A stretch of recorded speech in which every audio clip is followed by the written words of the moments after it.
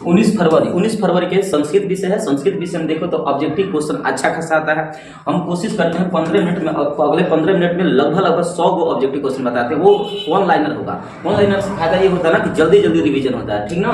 देखो पहला मंगलम पाठ के सबसे पहले पूछेगा मंगलम पाठ किसने लिखा, महर्षि वेद व्यास। इसके बाद हम बताते हैं मंगलम पाठ में कुल कितने मंत्र है, तो बताओगे 5। मंगलम पाठ में कितने मंत्र है, 5। इसके बाद मंगलम पाठ के मंत्र लिखा है, मंत्र कितने उपनिषद से लिया गया है, तो 4। मंगलम पाठ में 5 गो मंत्र है और 4 उपनिषद से लिया गया है। मंगलम पाठ में मंत्र किस रूप में लिया गया है, पदात्मक, मतलब पद के रूप में, कविता के रूप में लिया गया है, ठीक ना। फिर सुनो, मंगलम पाठ महर्षि वेद व्यास द्वारा लिखा गया है। मंगलम पाठ में कितना मंत्र है, 5 गो मंत्र है। ये 5 मंत्र कितना उपनिषद से लिया गया है, तो बताओगे 4 गो उपनिषद से लिया गया है। और मंगलम पाठ का मंत्र किस रूप में है, तो पदात्मक, मतलब कविता के रूप में है, पद के रूप में है। उपनिषद के रचनाकार कौन है, तो बताओ उपनिषद के जो रचनाकार है ना, वो है वेद व्यास। कौन है, वेद व्यास। उपनिषद कितना होता है, 105। ये भी याद रखना, उपनिषद कितना होता है, 105 होता है।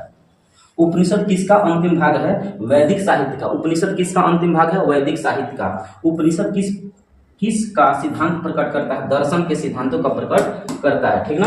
ये बात और लंबा कर देते हैं। इसके बाद देखोगे उपनिषद दर्शन के सिद्धांतों का प्रकट करता है। ईशावास्य उपनिषद में किस विषय में कहा गया है। ईशावास्य जो उपनिषद होता है ये किस विषय में कहा गया है, तो आत्मा विषय में। ईशावास्य उपनिषद में किसके विषय में कहा गया, तो आत्मा के विषय में कहा गया है। श्वेताश्वर उपनिषद में किसके बारे में कहा गया, तो परमात्मा के बारे में कहा गया। और ऑब्जेक्टिव पूछे, श्वेताश्वर उपनिषद में किसके बारे में लिखा गया है, तो परमात्मा के बारे में लिखा गया है। और ईशावास्य उपनिषद में किसके बारे में लिखा गया है, तो बताओगे आत्मा के बारे में लिखा गया है। कण्व उपनिषद में किसके बारे में लिखा गया है, मोक्ष के बारे में। मोक्ष मतलब अपने सांसारिक मोह माया से कैसे हम मोक्ष की प्राप्ति करेंगे, मतलब स्वर्ग की प्राप्ति कैसे करेंगे, तो उसके बारे में, मोक्ष के बारे में लिखा गया है। सूक्ष्म से सूक्ष्म क्या है, आत्मा। आत्मा क्या है, सूक्ष्म से भी सूक्ष्म है। इसके बाद देखो 11 नंबर क्वेश्चन क्या बोला है कि मंगलम पाठ का रचनाकार कौन है, वेद व्यास। महर्षि वेद व्यास को कहा जाता है। किसे वश में नहीं किया जा सकता, आत्मा को वश में नहीं किया जा सकता है। विद्वान शोक रहित होकर किसे देखता है, परमात्मा को। विद्वान शोक रहित होकर किसको देखता है, परमात्मा को देखता है। सत्य से किसका रास्ता प्रशस्त होता है, मतलब खुल जाता है। सत्य बोलने से किसका रास्ता खुल जाता है, देवलोक का, स्वर्गलोक का, देवलोक का रास्ता खुल जाता है, ठीक। इसके बाद देखो यहाँ से 28, 29, 25, 23। अब यहाँ देखो क्वेश्चन अगला पूछेगा आपसे, यह एक संपूर्ण संसार किसके द्वारा अनुशासित है। यह संपूर्ण संसार किसके द्वारा अनुशासित है, बताओगे परमात्मा के द्वारा अनुशासित है। अगला है नदियां अपना नाम रूप छोड़कर कहाँ मिल जाती है, समुद्र में। नदियां अपना नाम रूप रंग किसमें जाकर मिल जाती है, समुद्र में। किसकी विजय नहीं होती है, असत्य। जो इंसान सत्य बोलता है उसको तो परलोक में वो तो देवलोक में जाता है। और जिसकी विजय नहीं होती है, असत्य की विजय नहीं होती है, और सत्य की विजय होती है। सबसे बड़ा खजाना क्या है, सत्य। सत्य सबसे बड़ा खजाना होता है। ईश्वर क्या है, तो सत्य है। ईश्वर क्या है, सत्य है। किसके प्रभाव से विद्वान शोक रहित होते हैं, इंद्रियों के प्रभाव से। किसके प्रभाव से, इंद्रियों के प्रभाव से विद्वान शोक रहित रहते हैं। अगला क्वेश्चन देखो, सत्य लोक से विद्वान कहाँ जाते हैं, तो देवलोक में जाते हैं। सत्य लोक से विद्वान कहाँ जाते हैं, देवलोक में। साधक किसको पार करते हैं, मृत्यु को पार करते हैं, सत्य का। अब यहाँ देखो पूरा नाम नहीं लिखा गया है। मुंह किस पात्र से ढका होता है, हिरण्मयन पात्र से। कई बार क्वेश्चन पूछा हुआ है, पूछेगा मुंह किस पात्र से ढका हुआ है, हिरण्मयन पात्र से ढका हुआ है। प्राणियों के हृदय रूपी गुफा में कौन बंद है, तो आत्मा। प्राणियों की हृदय रूपी गुफा में कौन बंद है, आत्मा बंद है। आगे देखो लिखा है, नदियां कहाँ जाकर मिलती है, समुद्र में मिलती है। किसका मुख सोने के पात्र से ढका होता है, सत्य का। सत्य का जो मुख होता है ना, सोने के पात्र से ढका हुआ है, सोने के पात्र से ढका होता है, ठीक है। विद्वान अपना नाम छोड़कर किस में मिल जाता है, परमात्मा में। जिस प्रकार नदियां अपना नाम रूप रंग छोड़कर समुद्र में मिल जाती है, उसी प्रकार विद्वान अपना नाम छोड़कर किस में मिल जाते हैं, परमात्मा में, ईश्वर में मिल जाते हैं। सत्यमेव जयते किस उपनिषद का मूल मंत्र है, मुंडक उपनिषद। इसी को मुंडक उपनिषद भी कहते हैं, मुंडक उपनिषद। तो सत्यमेव जयते कहाँ लिखा गया, मुंडक उपनिषद में लिखा गया, याद रखना। किसकी गुफा में आत्मा निहित होती है, बताओगे जीवों के शरीर रूपी गुफा में। आत्मा कहाँ स्थित रहती है, जीवों के शरीर के गुफा में स्थित रहती है आत्मा। अगला है मंगलम पाठ का प्रथम मंत्र किस उपनिषद से लिया गया है, ईशावास्य उपनिषद से लिया गया। मंगलम पाठ का प्रथम जो मंत्र होता है ना, किस उपनिषद से लिया गया है, ईशावास्य उपनिषद से लिया गया है। वेद रूपी शास्त्र क्या है, नित्य है, नित्य। वेद रूपी शास्त्र क्या, नित्य है, मतलब हमेशा, दैनिक है।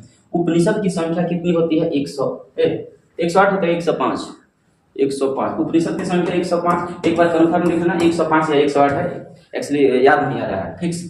आप एक बार गूगल पर सर्च कर लेना, उपनिषद की संख्या 108 ही होनी चाहिए, एक बार देख लेना आप। सत्य धर्म की प्राप्ति के लिए किसे हटा देता है, तो स्वर्णमय पात्र से, जो इंसान सत्य बोलता है ना वो स्वर्णमय पात्र को हटा देता है, इस बात को याद रखना। अगला है कि वेदा महंत पुरुष महानतम विद्ये अयान मंत्र किस उपनिषद से लिया गया है, श्वेताश्वत उपनिषद से लिया गया है।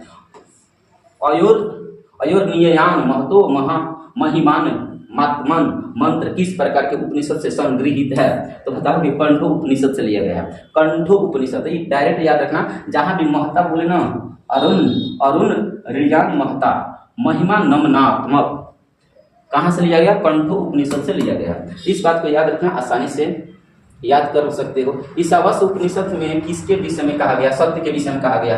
कंठो उपनिषद में किसके बारे में कहा गया, मोक्ष के बारे में। श्वेताश्वर उपनिषद में किसके बारे में कहा गया, परमात्मा के बारे में। ये क्वेश्चन मैं रिपीट कर दिया, ठीक है। अब यहाँ से देखो पाटलिपुत्र के वैभव के बारे में जानोगे तो पाटलिपुत्र सबसे पहले याद रखना, पाटलिपुत्र किन नदियों के संगम पर बसा हुआ है, तो सोन, पुनपुन और गंगा, इन तीनों नदियों के संगम पर बसा हुआ है। पाटलिपुत्र पटना के कब से प्रसिद्ध हुआ, पाटलिपुत्र पटना के नाम से कब से प्रसिद्ध हुआ, मध्यकाल में शेरशाह सूरी के द्वारा स्थापना किया गया था। किसके, शेरशाह सूरी। पटना का स्थापना किसने किया, शेरशाह सूरी। पाटलिपुत्र का स्थापना उदय ने किया था। किसने कहा पटना की नगर शोभा देखने प्रिय है, पटना जो नगर है शोभा देखने में प्रिय है, तो मेगास्थनीज। मेगास्थनीज के पुस्तक का नाम पूछा जाए तो बताओगे इंडिका, क्या बताओगे, इंडिका।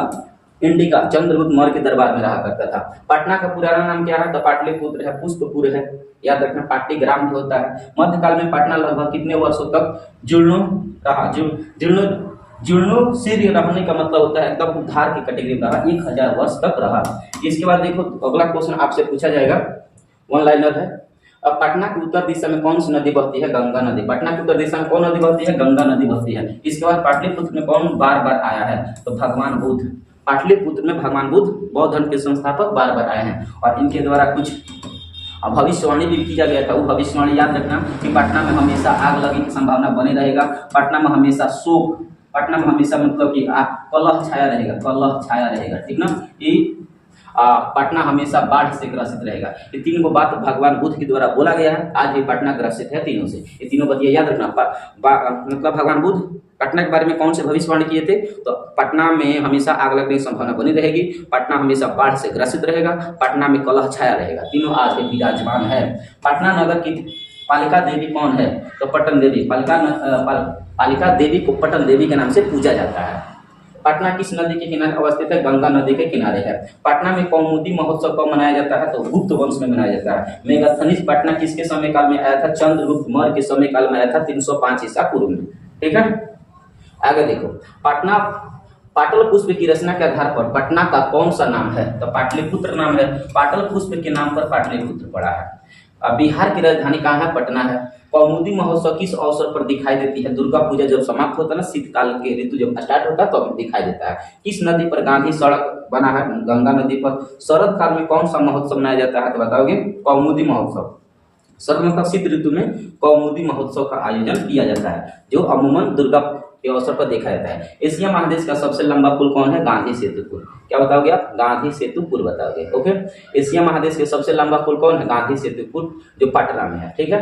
गोलघर कहाँ है, पटना में। गोलघर कहाँ है, गोलघर तो बताओगे पटना में है। इसका स्थापना 1786 ईस्वी में हुआ था, वारेन हेस्टिंग के द्वारा किया गया था। गोलघर का निर्माण कब हुआ, तो 1786 ईस्वी में। गोलघर का निर्माण किस लिए किया गया था, अनाज रखने के लिए। 1786 में अनाज रखने के लिए किया गया था, क्योंकि उस समय ना बहुत बड़का मंदी आया था, हाहाकार मचा था, तबाही मचा था। गोविंद सिंह का जन्म कहाँ हुआ, पटना में हुआ है, आदि साहिबा पटना वाला क्षेत्र में। मुगल काल के किसका उद्धार हुआ था, मुगल काल में किसका उद्धार हुआ था, पटना का। मुगल काल में पटना का उद्धार हुआ था, मतलब उत्थान हुआ था। गोविंद सिंह संप्रदाय के कौन से गुरु थे, गोविंद सिंह सिख संप्रदाय के, कि वो कौन से गुरु थे, 10वें नामक गुरु थे। इनके पिता का नाम नौवे गुरु थे ना, उनका नाम था तेग बहादुर सिंह। सिख धर्म का स्थापना गुरु नानक किए थे। कूटनीतम काव्य के कवि कौन है, दामोदर गुप्त। कूटनीतम काव्य के रचनाकार कौन है, दामोदर गुप्त बताओगे, दामोदर गुप्त। आसानी से याद रखना। काव्य मीमांसा के कवि कौन है, राजशेखर है। काव्य मीमांसा के कवि कौन है, राजशेखर है। प्राचीन काल में शिक्षा का केंद्र कौन है, पाटलिपुत्र। प्राचीन काल में शिक्षा का केंद्र क्या है, पाटलिपुत्र। किस काल का शासन उत्कर्ष काल माना जाता है, तो बताओगे अशोक। क्या बताओगे, अशोक। विद्वानों ने पृथ्वी का तिलक किसे कहा है? पाटलिपुत्र को। बड़े बड़े विद्वान पाटलिपुत्र को पृथ्वी का तिलक कहा है। पृथ्वी को क्या बोला है? तिलक। आगे बोला इंद्रलोक किस नगर को कहा जाता है? इंद्रलोक। पाटलिपुत्र को इंद्रलोक के नाम से जाना जाता है। जैसे देवों को नगरी काशी को कहा जाता है, तो पाटलिपुत्र को क्या कहते हैं? इंद्रलोक कहते हैं। गौतम बुद्ध के समय पटना का नाम क्या था? पाटलिग्राम था। पाटलिग्राम का स्थापना अजातशत्रु किया था, और पाटलिपुत्र की स्थापना उदयन, और पटना का स्थापना शेरशाह। अब भगवान ने भविष्य में किस नगर को महानगर बनने को बनेगा ऐसा कहा था? पाटलिपुत्र को। भगवान बुद्ध बोले थे कि आगे चलकर पटना महानगर बनेगा, लेकिन हमेशा 3 को संभावनाएं यहाँ बना रहेगा। सरस्वती का कुल गृहम कौन सा नगर है? पाटलिपुत्र को कहा जाता है। मुद्रा राक्षस ग्रंथ में किस शहर के प्राचीनता का संकेत दिया गया है? पाटलिपुत्र। आपसे कहीं पूछे मुद्रा राक्षस के रचनाकार कौन है, तो बताओ कि विशाखदत्त। कौन है? विशाखदत्त। पटना का इतिहास कितना वर्ष पुराना है? 2500 वर्ष पुराना है। पटना का इतिहास कितना सौ पुराना है? 2500 वर्ष। अगला है संजय गांधी जैविक उद्यान कहाँ है? तो पटना में है। अलस कथा देखो, अलस कथा पाठ के लेखक कौन है? विद्यापति। विद्यापति मिथिला के रहने वाले थे, बिहार प्रदेश के। विद्यापति किस भाषा कवि है? मैथिली भाषा के कवि है, याद रखना। इनके पुस्तक नाम याद रखना, कीर्तिलता इनके पुस्तक नाम है। विद्यापति के पुस्तक के नाम क्या है? कीर्तिलता है। अगला अलस कथा पाठ कहाँ से लिया गया है? पुरुष परीक्षा नामक ग्रंथ से लिया गया है। आलस कथा पाठ कहाँ से लिया गया है? तो पुरुष परीक्षा नामक ग्रंथ से लिया गया है। आलस कथा पाठ में किसके दोष का दर्शाया गया है? मानव के दोष को दर्शाया गया है। नीतिकार आलस को मानता है क्या? शत्रु। आलस को क्या माना जाता है? शत्रु माना जाता है। लोकप्रिय मैथिली कवि कौन है? विद्यापति एकदम लोकप्रिय है। आलस कथा पाठ में किस दोष का वर्णन किया गया है? आलस दोष का वर्णन किया गया है। अगला है मिथिला के मंत्री कौन थे? तो बताओ कि वीरेश्वर। मिथिला के मंत्री कौन थे? वीरेश्वर, जो दरभंगा एरिया के हुआ करते थे। गरीबों की इच्छा भोजन कौन देता है? वीरेश्वर। गरीबों को इच्छा भोजन कौन देता है? वीरेश्वर। असली आलसी कितने थे? 4 को, जो चारों आग लगने के अंदर छिपे हुए थे। भोजन ग्रहण करने के लिए बनावटी आलस्य का रूप किसने धारण किया था? धूर्त लोगों ने धारण किया था। कौन? धूर्त लोग। अलसशाला में आग किसने लगाई थी? तो नियोगी पुरुष ने। एगो विद्वान आए थे पुरुष, नियोगी मतलब वो महर्षि, देखो तो ऋषि मुनि थे, उन्हीं के द्वारा आग लगाया गया था। अलसशाला, शाला मतलब घर, अलसशाला मतलब आलस की शाला वाला घर में आग कब लगाई गई थी? जब सब सो रहे थे तब लगाया गया था। आग कब लगाया गया था? जब सब के सब सो रहे थे तब। अलसशाला में आग क्यों लगाई गई थी? तो आलसियों की परीक्षा के लिए। आग क्यों लगाई गई थी? तो आलसियों की परीक्षा के लिए। अलसशाला में आग लगाने पर भी कितने लोग भागे? नहीं भागे। यहाँ बोला कितने लोग नहीं भागे? तो 4 लोग नहीं भागे, बाकी सब लोग भाग गए थे। आग लगने पर 4 लोग नहीं भागे थे। ये लिखा है अलसशाला में आग लगने पर आलसियों को कैसे निकाला गया? केस पकड़कर, झोंटुआ पकड़ के बाहर निकाला गया था। स्त्रियों का रक्षक कौन होता है? पति होता है। बच्चों का रक्षक कौन होता है? माता होती है। आलसियों की रक्षा कौन होता है? तो कारुणिक दयावान लोग होते हैं। जैसे पत्नी के रक्षक पति, बेटा का बच्चों का रक्षक माता, उसी प्रकार आलसियों का रक्षक कौन होता है? दयावान लोग होते हैं। जिसको दया आता है वही रक्षा करता है। अरे हल्ला कैसे हुआ? किसने बोला? तो प्रथम पुरुष ने बोला कि अरे हल्ला कैसे हुआ। ठीक है, तो दोनों बात याद रखना। प्रथम पुरुष क्या बोला है? अरे हल्ला, मतलब बोला था ना अरे हल्ला कैसे हुआ, तो प्रथम व्यक्ति बोला था, प्रथम आलसी बोला था। लगता है घर में आग लग गई है, किसने बोला? द्वितीय आलसी था, वो बोला था कि लगता है घर में आग लग गई है। फिर तीसरा व्यक्ति क्या बोला है? कोई आसपास धार्मिक पुरुष नहीं है जो हमारे ऊपर कंबल डाल दे, और ऐसा किसने बोला था? तीसरा व्यक्ति ने बोला था। चौथा व्यक्ति क्या बोला है? अरे बचा, तुम लोग चुपचाप हो जाओ, ऐसा किसने बोला? तो चौथा पुरुष बोला है। तो तीनों बात याद रखना। पहला अरे हो हल्ला कहाँ हुआ है। दूसरा कौन बोला है? कोई धार्मिक व्यक्ति नहीं है जो हमारे ऊपर कंबल ना। दूसरा बोला आग लगी है। तीसरा बोला कोई धार्मिक व्यक्ति नहीं है, और चौथा बोला है अरे चुपचाप लोग बचा कहेंगे। कितना चिल्लाते हैं। तो ये चारों आदमी क्या, चारों आलसियों का नाम है, आपको याद रखना पड़ेगा। ठीक है। पुरुष परीक्षा किस भाषा में लिखा गया है? मैथिली भाषा में लिखा गया है। इसके बाद देखो 97 नंबर के बाद आ जाओ 98 नंबर 97, इधर देखो 97 के बाद 98 लिखा है। पुरुष परीक्षा क्या शिक्षा देती है? तो पुरुष परीक्षा यहाँ हमें ये शिक्षा देती है, दोष निराकरण का परीक्षा में मतलब सीख देती है। कौन परिश्रम करना नहीं चाहता है? तो आलसी लोग परिश्रम करना नहीं चाहते हैं। भूखा रहना कौन पसंद करता है? आलसी व्यक्ति भूखा रहना पसंद करते हैं, लेकिन उठकर अपने लिए खाना नहीं बनाते हैं। सारे सुखों का मूल क्या है? संगठन है। सारे सुखों का मूल क्या है? संगठन। घर में आग लगने पर कौन नहीं भागा? आलसी लोग नहीं भागे। दे रहा आपका 100